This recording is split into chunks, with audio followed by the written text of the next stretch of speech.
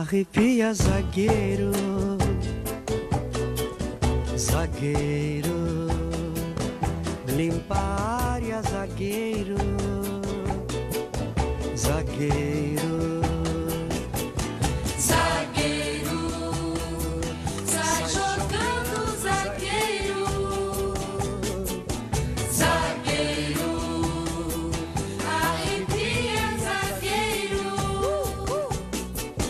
zagueiro, limpa a área, zagueiro, zagueiro. Muito boa tarde para todos vocês nesta segunda-feira, dia 7 de julho. Agora sim, né, gente? Reta final da Copa do Mundo, semifinais definidas. Brasil, Alemanha, Holanda e Argentina. E como disse aí o Jorge Benjó, né, na música para os zagueiros, zagueiro tem que ter sangue frio, zagueiro tem que marcar.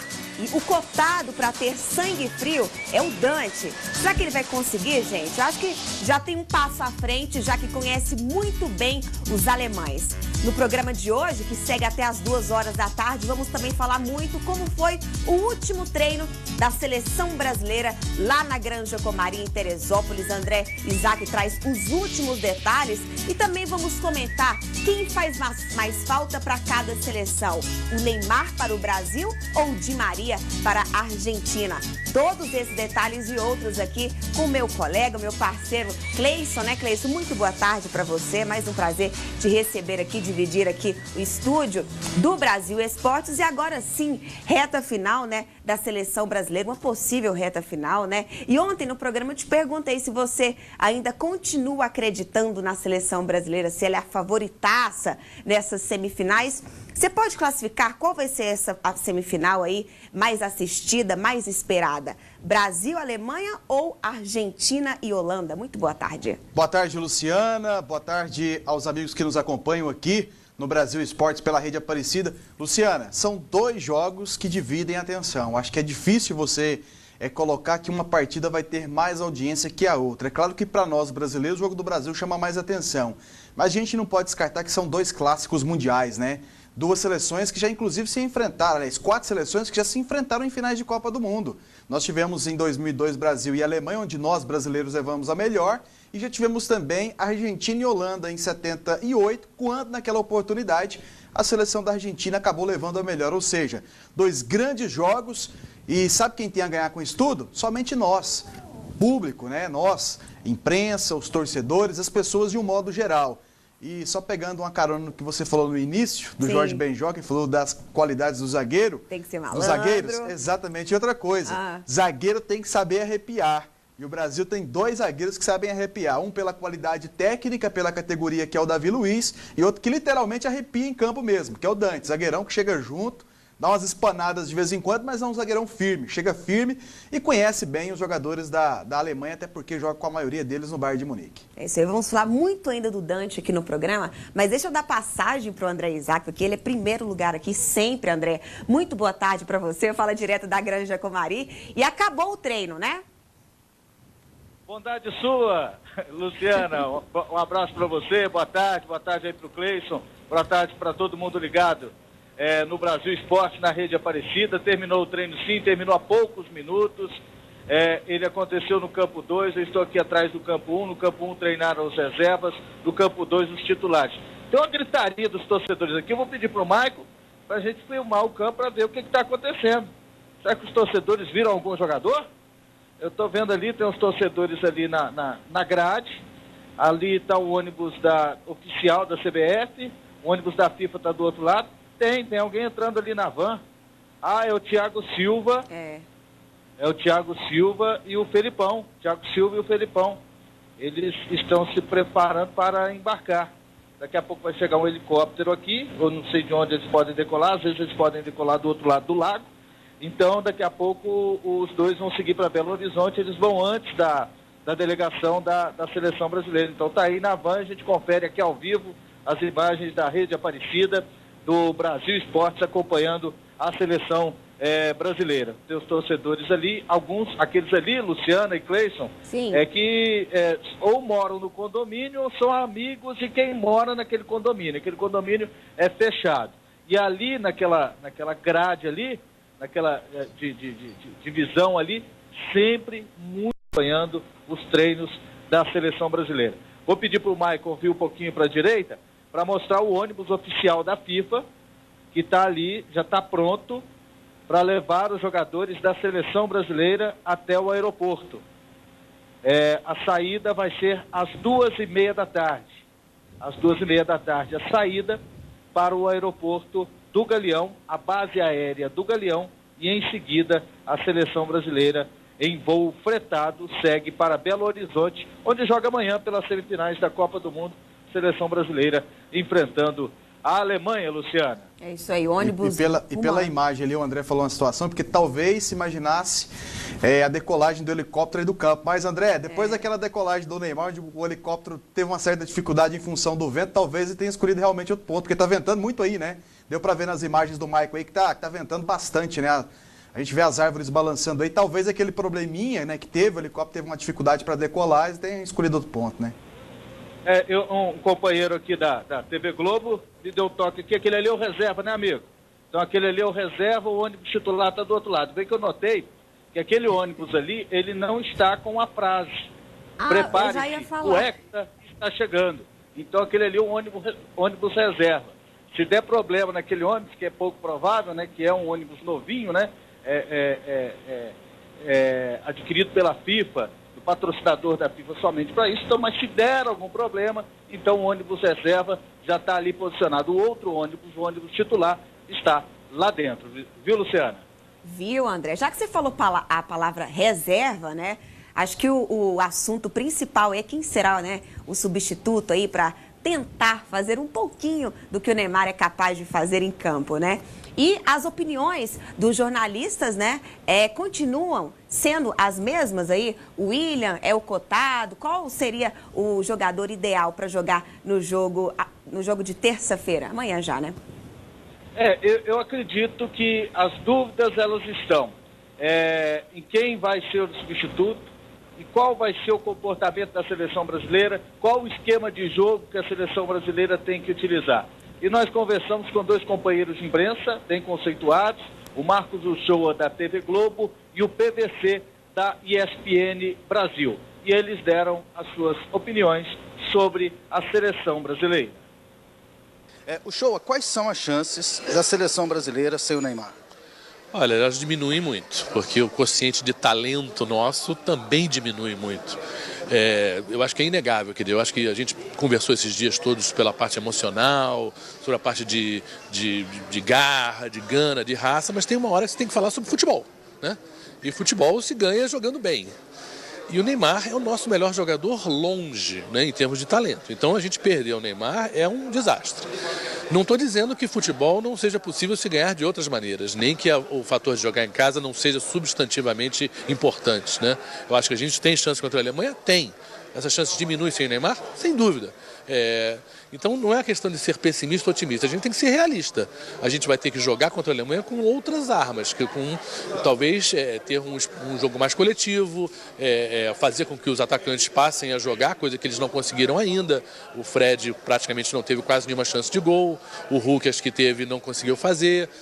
Quem for entrar no lugar do Neymar, obviamente não tem o talento dele, mas pode ser que traga para o time talvez uma coisa mais coletiva, do jeito que o William seria uma opção. O William já joga com o Oscar no Chelsea, então estão relativamente entrosados. Ou se for o Bernardo, ou se for mesmo a volta do Luiz Augusto e fechar mais o meio de campo. Enfim, existem várias opções para o Filipão. Nenhuma delas, com certeza, seria a preferível se você tivesse o Neymar. Então a gente está realmente num plano B. Vamos ver se o plano B é o suficiente. Sem o Neymar e contra a Alemanha, será que seria o ideal mudar o esquema de jogo, Uchoa? Olha, está muito em cima. O problema é que o Filipão até não se deu essa opção ao longo dos amistosos, ao longo do tempo de treinamento que ele teve com esse grupo. Sempre o Neymar era considerado uma coisa certa. E era, obviamente, certo, já que ele até se machuca muito pouco na carreira. Mas o fato é que a gente chega num jogo desse, que a gente vai ter um treino de verdade, porque o treino de segunda-feira é um treino de véspera de jogo, que é um treino de pequenos ajustes, mas não é um treino para você reinventar um esquema. Então eu acho que, por exemplo, muita gente cogita, por que não volta a jogar com 3 zagueiros, como em 2002? Ele nunca jogou assim. Então está muito em cima para você mudar tudo. Eu acho que nessa hora o Felipão tende a ser mais conservador e falar, bom, o jeito é esse, vamos ficar aqui e tentar, se Deus quiser. PVC, quais são as chances da seleção brasileira sem Neymar? Grandes. Tá certo que a gente está demorando, a gente saiu da depressão para vir voltando um pouco para a terra e aí começa a olhar as coisas e achar que está tudo bem, claro que não está. Jogar sem Neymar e sem Thiago Silva contra a Alemanha não podia ser pior a situação. Mas a Alemanha, historicamente, tem um retrospecto muito ruim com o Brasil. A Alemanha parece ser o time que mais tem medo de enfrentar o Brasil, mais tem receio de enfrentar o Brasil. Vai enfrentar o Brasil em casa. E na história eles não ganharam os jogos oficiais da seleção brasileira. Nunca venceram um jogo no Brasil, nem amistoso. Então tem um jogo para jogar.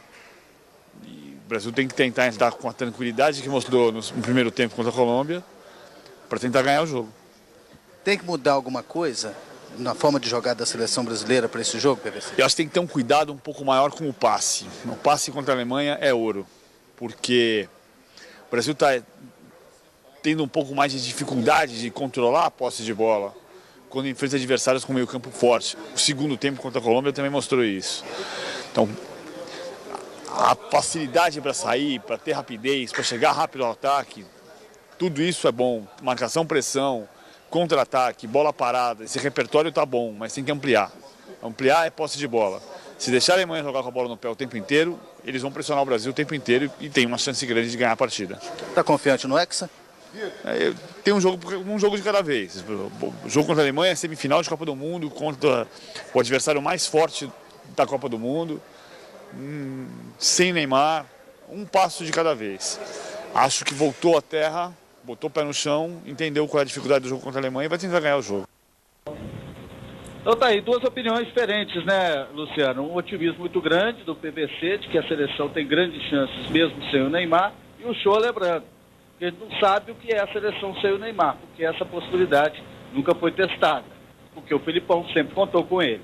É isso aí, André. Vamos para a nossa primeira pausa aqui no Brasil Esportes. Ainda vamos falar muito sobre a situação aí do Neymar fora aí da Copa do Mundo, né? E no próximo bloco também vamos falar muito da Argentina sem o Di Maria. A gente volta já.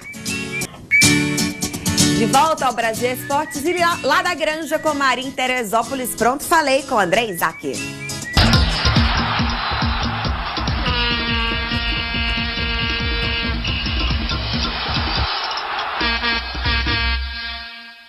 A grande dúvida do momento, como é que vai ser a seleção brasileira sem o Neymar? Eu digo para vocês uma coisa, isso já aconteceu em quase 2 jogos dessa Copa do Mundo. No segundo tempo do jogo contra o Chile e em quase todo o jogo contra a Colômbia. O Neymar foi muito bem marcado, ele produziu muito pouco no jogo. E outros jogadores produziram, como o Hulk, o Oscar. Enfim, a seleção brasileira conseguiu produzir jogadas sem a participação do Neymar, que estava apagado em campo. Então, no jogo contra a Alemanha, a seleção brasileira vai ter que se livrar psicologicamente desse pensamento de que está jogando sem o Neymar.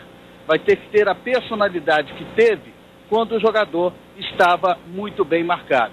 E isso deve se transformar em uma motivação, em não em uma desculpa pronta. Se perder para a Alemanha, se for desclassificado, saiu por causa do Neymar. Pronto, falei.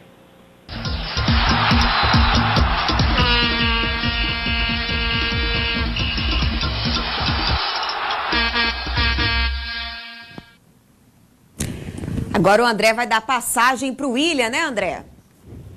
O William foi perguntado ontem sobre as características dele e do Neymar. O que ele tem de parecido com o Neymar?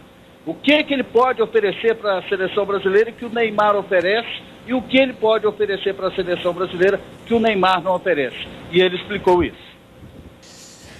É claro que não tem como comparar o Neymar com, né, ou ficar fazendo comparações com outros jogadores. O Neymar tem muita qualidade. Eu acho que eu tenho um estilo diferente do Neymar.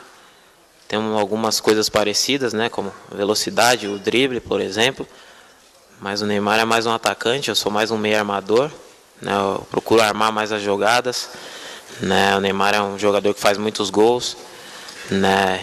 Eu sou um jogador mais de servir os companheiros, faço alguns gols, mas sou um jogador mais de servir. Então, acho que tem algumas qualidades iguais.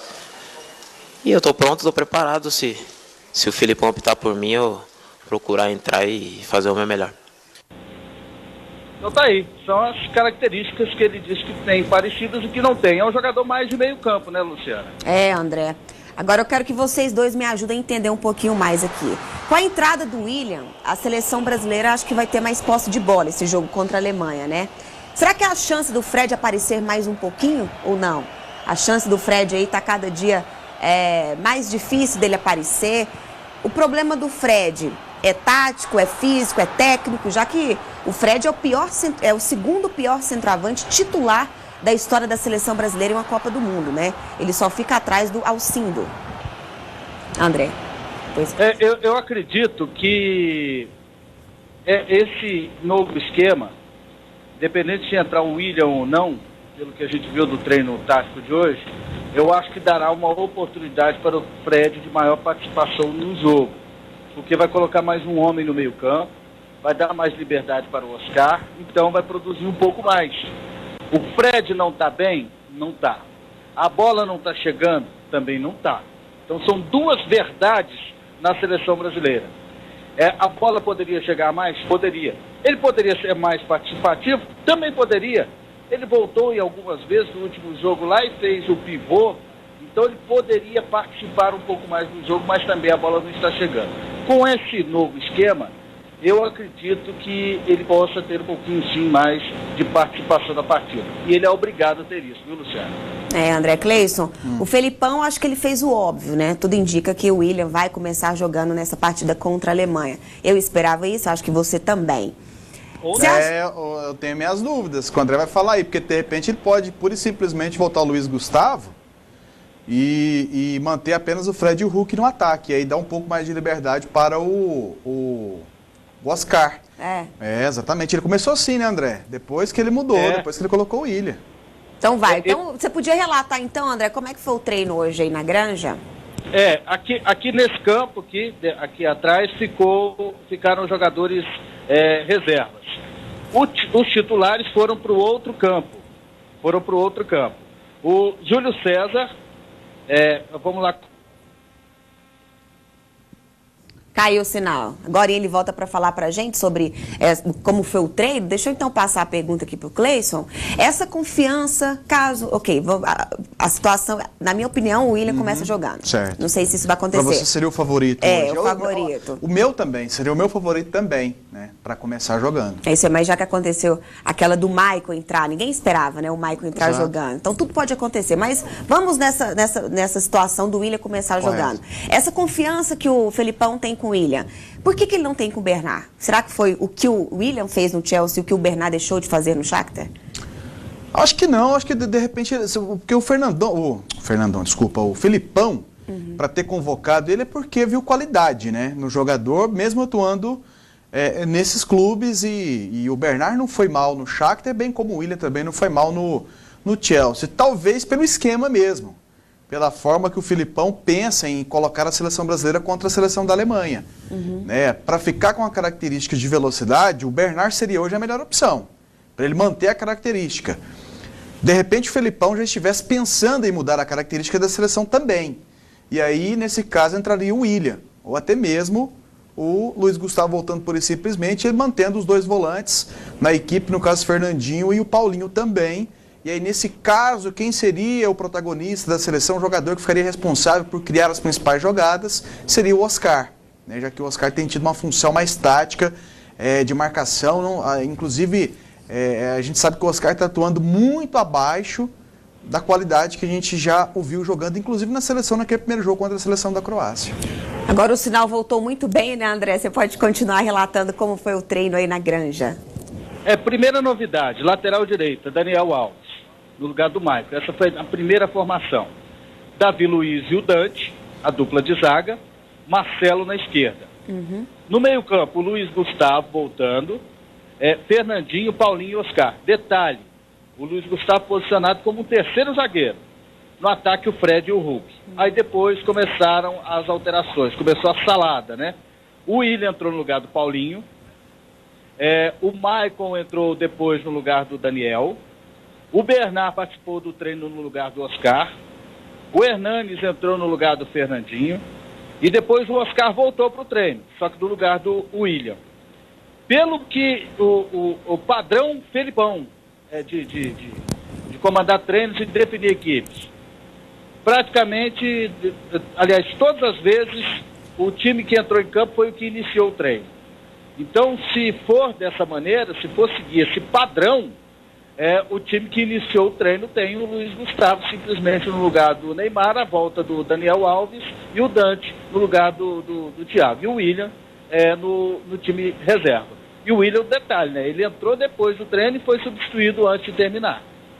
Eu acho que com esse treino de hoje aí, André, que você inclusive acabou de relatar muito bem, eu penso que o Filipão, assim, a gente só tem certeza de que o Dante vai entrar na zaga, junto com o Davi Luiz.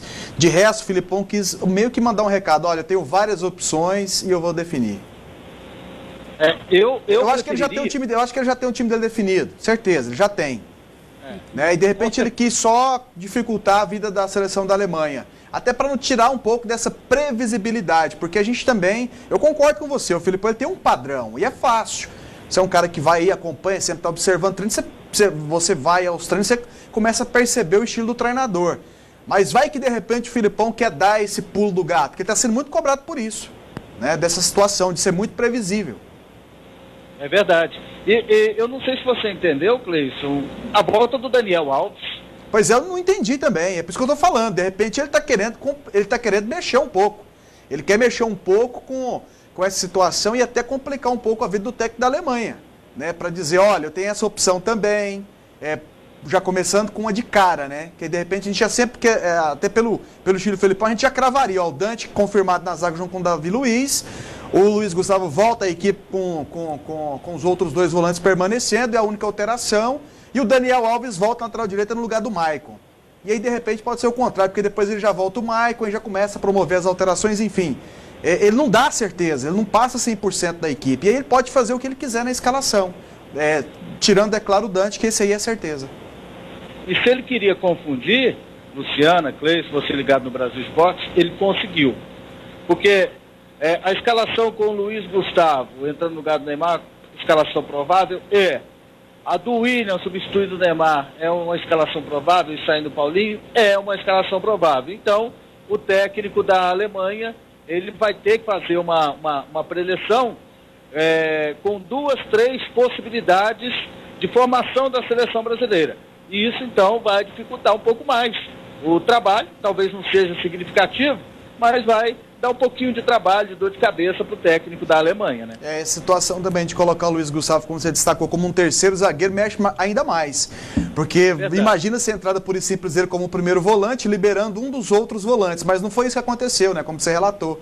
E aí acaba mexendo ainda mais com o pensamento do treinador adversário. Ele vai vir com 3 jogadores no sistema defensivo, porque o Luiz Gustavo tem capacidade também de jogar como zagueiro. Isso aconteceu ontem, inclusive, no treino do time reserva, contra o Sub-20 do Fluminense, em que estavam, por exemplo, o Dante e o Luiz Gustavo. O Luiz Gustavo atuou como terceiro zagueiro, aí o Dante normal, posicionado na zaga pelo lado esquerdo. E o Henrique era o outro zagueiro. O Luiz Gustavo estava bem junto dos dois, estava bem recuado mesmo, durante todo o treinamento e a todo momento, o Felipão conversando com ele. E outro detalhe desse treinamento, até para confundir mais, dos reservas, o William estava jogando na mesma posição do Neymar. É verdade que ele só vai ter a escalação definitiva mesmo amanhã, momentos antes da partida. Mas é bom, por um lado, o Filipão já testar esse tanto de opção. Eu acho que nenhum treino, né, André? Ele fez tantas mudanças e treinou uma formação, tendo uma estrutura titular, mas promovendo muitas mudanças e trabalhando elas taticamente, como no treino de hoje pela manhã, né? Mesmo não tendo coletivo.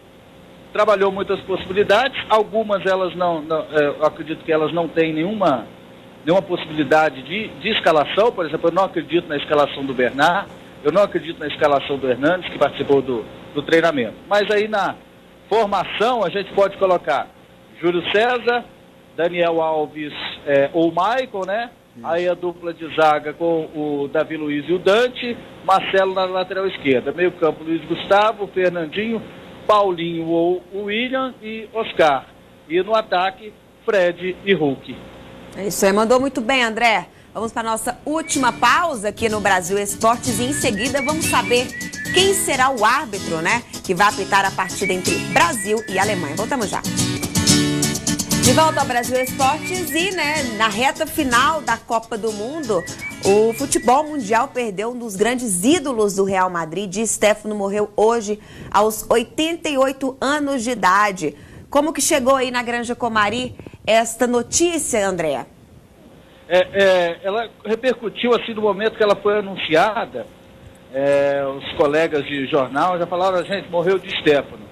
E repercutiu bastante, porque o Di Stéfano foi um dos maiores jogadores da história do futebol mundial. Inclusive tem um júri da FIFA em 2000 que elegeu os maiores jogadores do século XX e elegeram e colocaram o Di Stéfano como na segunda posição, só perdendo para o Pelé. Em outras eleições, o Di Stéfano ou aparece em terceiro ou aparece em quarto. Então ele está entre os 4 maiores jogadores da história do futebol mundial. Quem tiver a oportunidade de entrar no YouTube e procurar por Di Stéfano, existem algumas partidas do Real Madrid quase que completas na internet. A categoria que tinha esse jogador. Para mim, assim, lógico que ele não teve assim, uma participação destacada na seleção da Argentina. Para mim, ele foi o maior jogador da história do futebol argentino. Ele é maior do que Messi e maior do que Maradona. Mas não teve participação destacada na seleção da Argentina. Ele já jogou por 3 seleções, ele jogou na seleção colombiana e jogou mais tempo na seleção da Espanha. E fez história no Real Madrid. Ganhou 5 Champions League, ganhou 8 ou 9 campeonatos espanhóis e é um dos maiores artilheiros de toda a história do Real Madrid. E era presidente de honra, inclusive, do Real Madrid, Di Stéfano, argentino, que faleceu hoje. Isso é interessante, né, Adel? Um jogador com essa categoria que você colocou, ele teve também 2 bolas de ouro e uma super bola de ouro, que é o único prêmio concedido até hoje a um jogador, essa super bola de ouro. Ele é o único jogador no planeta a ter essa honraria. O fato de ele ter jogado por 3 seleções, né? Que ele nasceu na Argentina, depois passou por Colômbia e a Espanha, onde ele fez a vida dele, né? Hoje não pode, o jogador não pode ter mais isso no currículo. E passando por essas 3 seleções, o que chama mais atenção ainda é que o Di Stéfano nunca disputou uma Copa do Mundo, né? Foi um cacá sem jogar uma Copa do Mundo. Azar da Copa do Mundo, né? Exatamente. A Copa do Mundo perdeu sem o Di Stéfano. Então já que a gente está falando disso, vamos falar um pouco da Argentina, né? Saber quais são as chances reais da Argentina. E o técnico da Bélgica, né, o Wilmots, disse que a Argentina é uma seleção mediana. Acho que seleção mediana era a Bélgica, né? Ficou sendo a Bélgica, né? Que eu acho que a Argentina aí está classificada para a semifinal aí. Quem você classifica como menos, assim, não sei só qual que é a palavra certa para a gente falar, a mais fraca? Seleção brasileira ou seleção argentina? Bom, hoje o Brasil está bem enfraquecido tecnicamente, que nós perdemos o melhor jogador em nível técnico nosso. Acho que elas estão parelhas. A Argentina também perdeu o Di Maria, né? É um jogador também que é o motorzinho desse meio campo. O Messi agora vai ter que se desdobrar um pouco mais, que as atenções recaem em cima dele. E a gente sabe que o Messi está num período de desgaste, né? Um jogador que está bem desgastado. Ele já está bem desgastado. Né? Hoje a Argentina treinou e ele mais uma vez não treinou. Né? Assim como não treinou desde a partida passada. Então, e era um jogador que já vinha sendo poupado em função do desgaste. Então talvez a Argentina acabe sofrendo até um pouco mais do que o Brasil. Mas hoje, para mim, são seleções que estão no mesmo nível. Então tá aí. Eu acredito também. Acredito também que estejam praticamente no mesmo nível. E eu vejo a Argentina com uma vantagem em relação à seleção brasileira, o adversário. Para mim, o adversário da seleção brasileira é muito mais forte do que o adversário da Argentina, a Holanda. Ah, André, mas a Holanda ganhou da campeã do mundo. Teve só aquele jogo lá. Depois a Holanda teve dificuldade em outras partidas, teve dificuldade para passar pela seleção do México, estava perdendo o jogo, estava com menos posse de bola, aí apareceu um pênalti, apareceu outro, e agora se classificou nos pênaltis em cima da Costa Rica. Eu sou um dos poucos assim que não se empolgou com a Holanda. Eu estou com um pé atrás. E para mim o caminho da Argentina está mais trilhado para chegar à final da Copa do Mundo. Mas para você, quem jogou mais nessa Copa, Holanda ou Argentina? Argentina. É? Argentina. Você também concorda? Não, eu já acho que a Holanda jogou mais. Eu já acho que a Holanda jogou Mostrou um pouco mais, mais, né? Eu gostei mais da Holanda, com a bola jogada em campo e a variação tática também, né? O trabalho do treinador da seleção holandesa, o Louis van Gaal. A Holanda me parece uma seleção muito bem treinada e que sabe o que tem que fazer dentro de um jogo. Ela não entra, pode até perder o jogo, mas ela entra sabendo tudo, quais são os passos que o adversário pode tomar dentro da partida. Então é uma seleção que para mim chega muito bem preparada.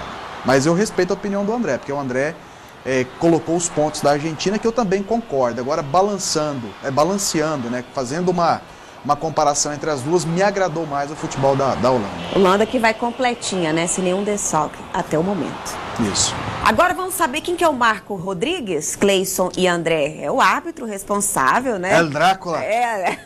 Ele lembra lá, gente, lembra um pouquinho o Drácula, né? Vai ser o responsável por apitar a partida entre Brasil e Alemanha, 40 anos de idade, mexicano. Foi ele que não viu a mordida, né? Que o Suárez deu no Chiellini. Mas de longe dá pra ver que, quando eu vi pela primeira vez, né, tava vendo o jogo, parecia uma cabeçada. De longe dá pra ver aquela possível cabeçada do Suárez no Chiellini, não?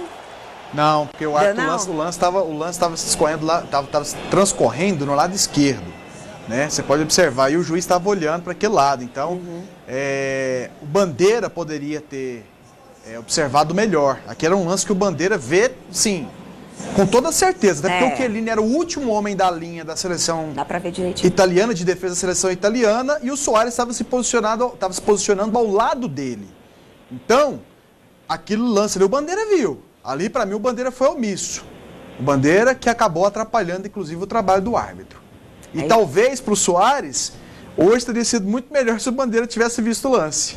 Porque ele teria sido expulso, e a FIFA ia deixar apenas pelo julgamento do árbitro. Então, o comitê disciplinar da FIFA só julga casos que o árbitro não vê dentro de campo. Tanto que ela, inclusive, acabou de se pronunciar com relação ao Zúñiga, da seleção colombiana. Ela não vai colocar nenhum tipo de punição ao jogador, porque ela destacou que o árbitro viu o lance, ele marcou falta. E aí, punir ou não o jogador depende do árbitro. Mesmo tendo errado, e eles podem até concordar com isso, que o árbitro foi muito generoso com o jogador colombiano, fica a decisão do árbitro dentro do jogo. Porque o árbitro viu e marcou a falta, mas não puniu o jogador com o cartão. Já não foi o caso do Suárez, que o árbitro, o assistente viu, mas acredito que não quis falar o árbitro também não tomou nenhuma atitude naquele momento, ficou por isso mesmo, e ele foi julgado pelo comitê disciplinar e acabou pegando essa suspensão toda. Se tivesse sido expulso naquele momento, talvez 1 ou 2 jogos de suspensão no máximo. É isso aí, André. Para você, o que vai imperar nessa partida entre Brasil e Colômbia? O que a FIFA, né, vem pregando aí para economizar os cartões? Ou você acha que essa história pode mudar nessa partida? O Fernandinho tem que abrir o olho aí, já que em toda partida, né, ele é um pouco duro aí nas faltas em que ele comete.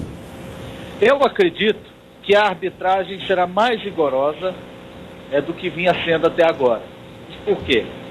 O craque da seleção brasileira, anfitriã da Copa, está fora da Copa do Mundo por causa de um lance em que a arbitragem deixou correr a violência, ele já tinha apanhado no decorrer dos jogos e assim por diante. Então, isso que aconteceu com o Neymar, eu acho que vai ser um marco na arbitragem nessa Copa. Nessa semifinal, eles vão ficar com medo, por exemplo, de acontecer alguma coisa com o Messi, estragar a Copa do Mundo. De saírem os craques da Copa do Mundo. Então eu acredito numa arbitragem um pouco mais rigorosa a partir de amanhã desse jogo da seleção brasileira contra a seleção da Holanda em Belo Horizonte. A pancada não vai comer solto não, viu, Luciano? E esse árbitro, né, André, que vai apitar aí, o mexicano, ele tem essa característica, porque no lance mais forte que teve no confronto Itália e Uruguai, que foi aquele lance do jogador italiano, ele acabou expulsando. Ele não teve... E o jogador estava na cara dele aqui, ó. Estava na cara. E foi um lance que ele entrou forte, semelhante, inclusive, ao lance do Zúñiga, no Neymar. Entrou por cima e ele acabou dando o cartão vermelho direto. Então, eu acho que está mais ou menos dado o recado aí, né? Se a FIFA, é claro, não tiver interferido e pedido para o árbitro, mais uma vez, ter mais complacência com relação aos cartões. André? Eu não estou te ouvindo, André. André, fala de novo. Deu erro aí, gente? Vou despedir de vocês, o programa chega ao final. Tchau, Cleison. Tchau, Luciana. Até amanhã. Até Morreu amanhã. aquela história, né? Voltamos amanhã ao Não dança mais, né, Luciana? Não, acabou, gente. Só se o Brasil for campeão, né? Não, se for campeão, dança. Então tá bom. Meia Tá hora fechado. aqui, ó. Tá fechado, então. Tchau, gente. Até amanhã, 15.